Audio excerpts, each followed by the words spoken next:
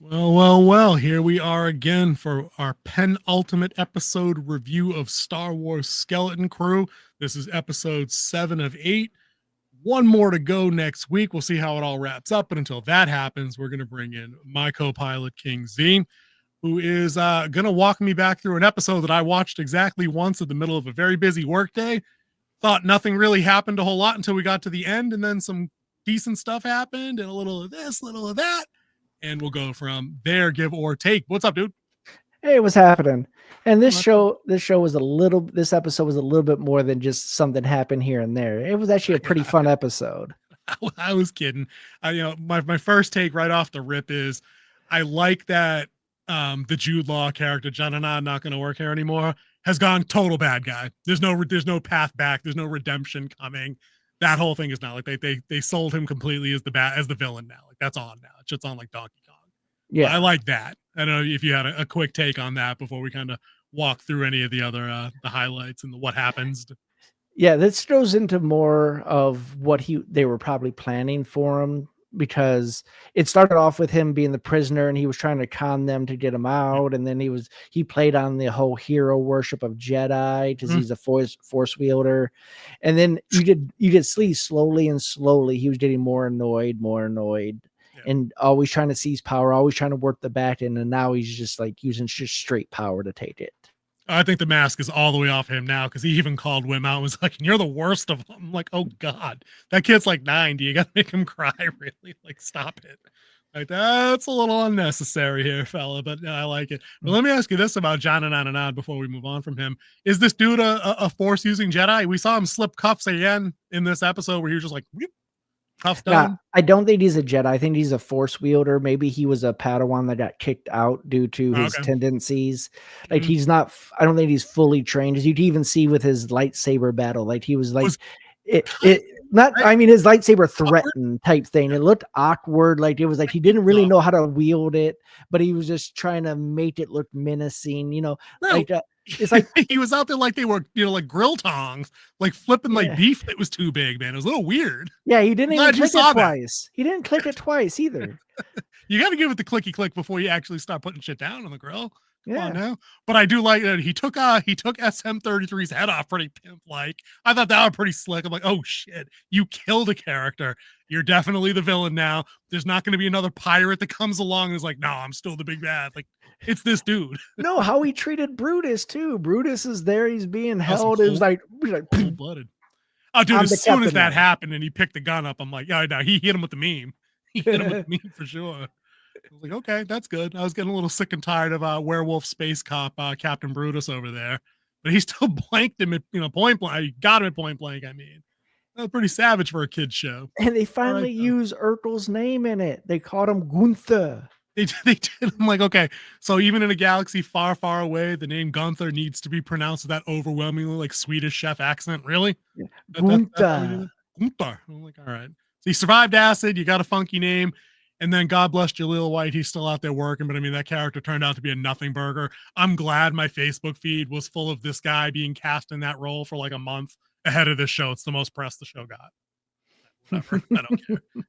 Let me ask you this, because I'm going to take a victory lap a little bit. I think at the end of last week, I was saying, I think we're going to get more of the parents in this episode because it just makes the ultimate predictable, logical sense that we need to see what they're up to, like what their plan was. And then we get it. And I'm kind of like, okay, so the message here is get back home safe, kids, but we can't tell you how to get here because the planet's more important than you. We can't give you the coordinates on our beacon, but go find a Republic professional, and New Republic CPS will get you back to At Attin. But one of the big things that you caught in that is that they said find a Republic person. And so they don't even know that the Republic has fallen, the Empire rose, and then the Empire has fallen. Yep. So, and then the First Order has fallen because I think that wouldn't happen yet, right? We're at the I think this is before the sequel Force trilogies. Yep, that's right. So I thought that was kind of wild, and I'm like, it's so bizarre because I had shades of like, you remember that kid's book, The Giver, right? Where it's like the kids grow up in that planetopian society, and when they hit that age of ascension, they get their jobs, their directives, but then they get told they can lie. And I'm like, oh, because the parents were in on this whole when you hit a certain age, you just get euthanized right away, kind of thing, and like everything is controlled. I'm like, that really is this effing society down here. Like this is Yep. not a utopia. This is probably a dystopia. And we see that when the parents are frustrated by the droids who are like, you don't listen, that's the problem. And the droid's like, oh no, you're gonna have to wait for the supervisor to show up. And I'm like, it hit me just a minute, like 2 minutes after he said that. I'm like, dude, the fucking supervisor's a droid. There is no supervisor. It's 100% a robot. 100%. There is no person. It's not Wim's dad. It's 100% No, just a it's not droid. Wim's dad. It's an AI. And It's and you know what led you to believe that? dude, I can't even be said. It just kind of hit me. Like the only time we've seen the parents is they're kind of doing the rage against the machine thing, where they're becoming increasingly frustrated by like electronic red tape. You know what I mean? I'm like, they hinted at it in this episode. Remember when they're flying in, and then the announcement came. This is a emissary from the Republic.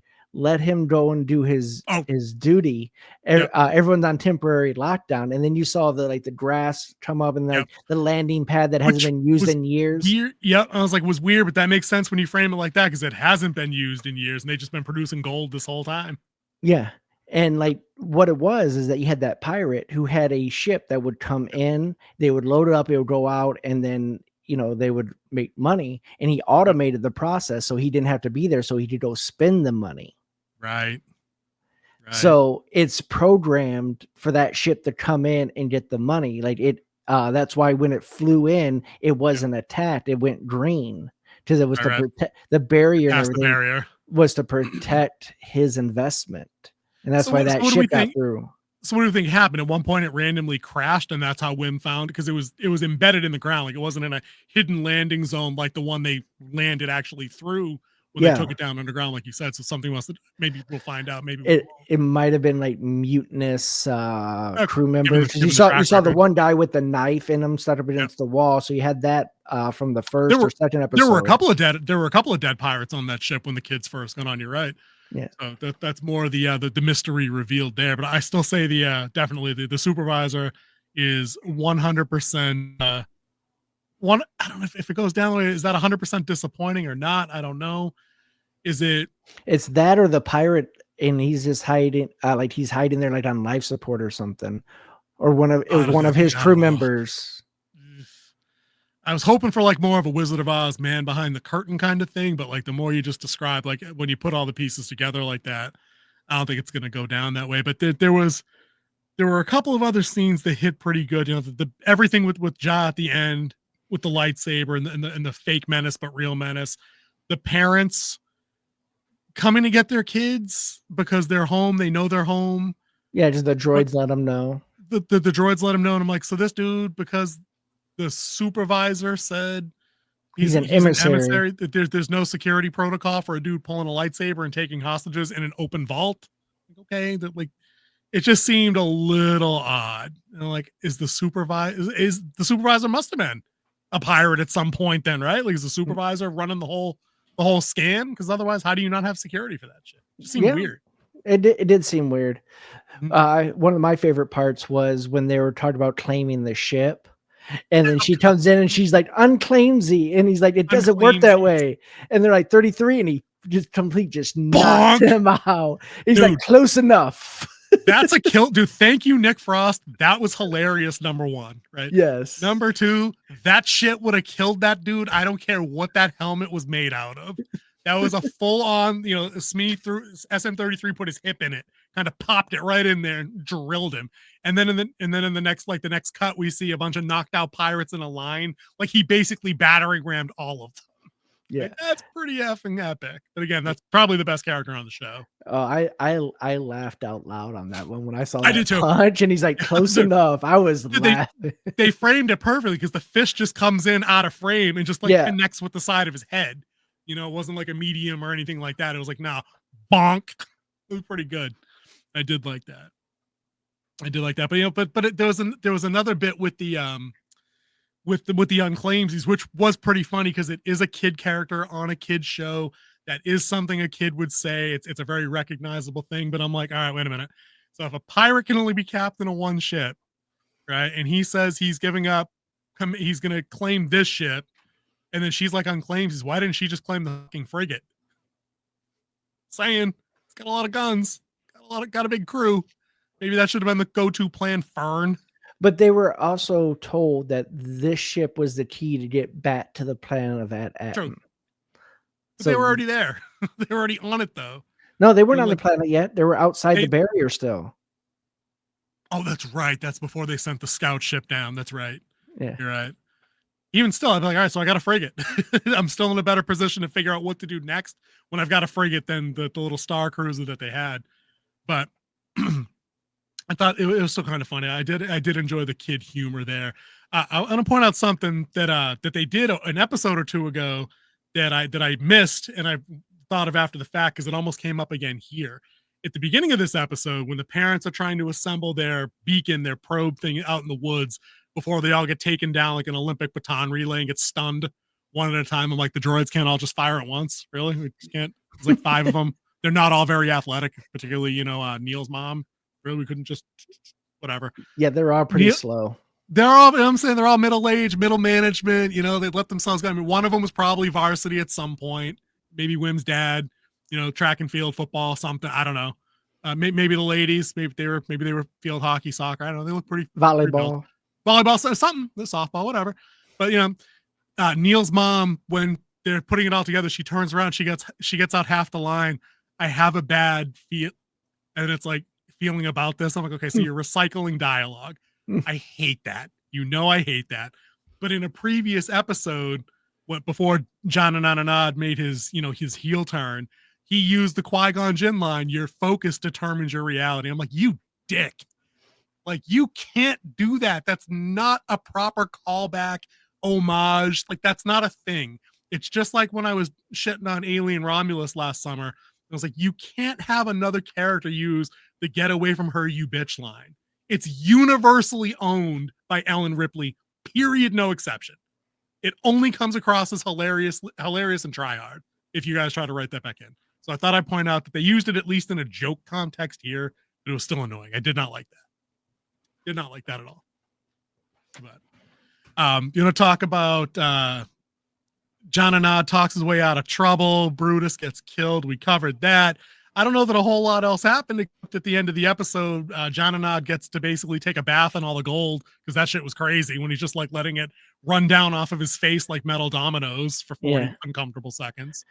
It was observed. Oracle pointed out to me that how well Jude Law is doing reacting to nothing in front of him. Yes, dude's a pro. Dude's a pro. I mean, it's not like they had metal shit bouncing off his face in that sequence, and also walking into a vault that looks like it's 10 stories high and just like stacked with gold, like stacked with like the gold domino credit chips. That was pretty slapping. But we've said that before. When you get people that take the job seriously, even if it's in genre, stuff comes across as believable, enjoyable, stuff that you don't mind watching. You're not checking your phone all the time. So for all the show's shortcomings so far, like I'm not bored. Still haven't been bored yet.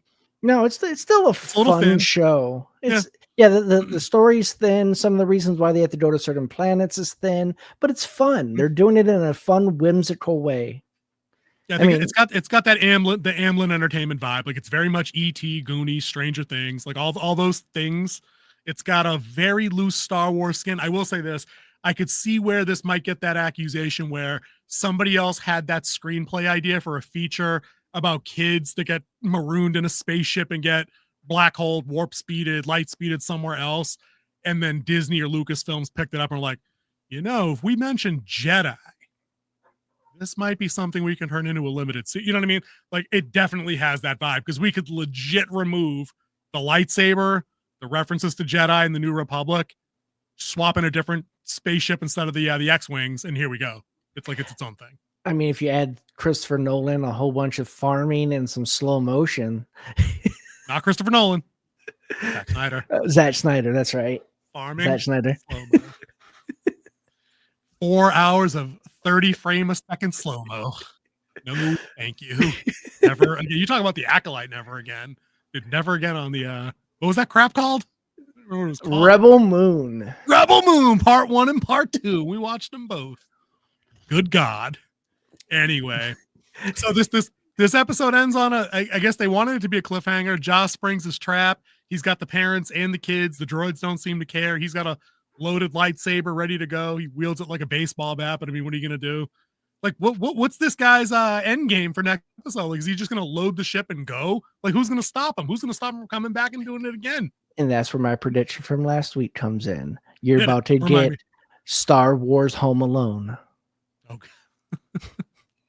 But how? He shouldn't come back. He should load the ship with. He should make the one maximum trip with the little ship back up to the frigate, and then just fucking go. Because a shipload of gold covers you for life. That's it. But his greed is going to be his downfall. And how many vaults did they have? 1,146. Dude, I was gonna say they had over 1,100. That's all I remember. So that's an awful lot of gold. But I guess we'll have to wait and see how that goes down. I don't expect anything major to happen. I think maybe because they just seem to enjoy doing this. Maybe they sneak in an actual character appearance.